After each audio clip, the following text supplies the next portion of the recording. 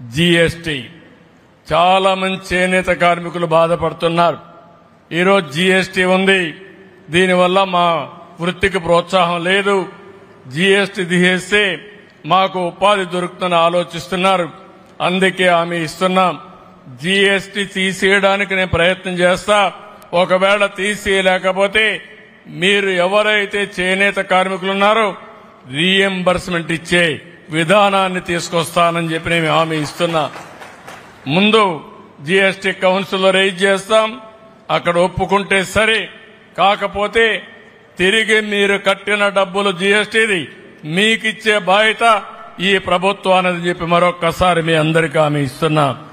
దీనికి ఎంత అవుతుందో ఎస్టిమేట్ చేయాల్సిన అవసరం ఉంది. ఇది కూడా ఎస్టిమేట్ చేస్తాం. ఒక 70-80 కోట్లన అవుతుంది. ఎంత అవుతుందమ్మా? రఫ్ గా మన వాళ్ళు చెప్పింది 67 కోట్లని. ఎంతైనా పర్వాలేదు, మీకు న్యాయం జరగాలి, మీకు న్యాయం చేసే బాధ్యత మాదని మరొక్కసారి మీ అందరికీ హామీ ఇస్తున్నాం. నేను ఒకటే రాష్ట్రంలో ఉండే ప్రతి ఒక్కరిని కోరుతున్నా, కనీసం నెలకొక్క రోజైనా సరే మనం అందరం కూడా చేనేత వస్త్రాలు ధరించాలి, ఒక ఆదర్శంగా ఉండాలి.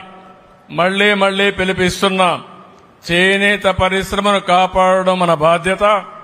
తద్వారా మన ఆరోగ్యం కూడా మెరుగవుతుంది.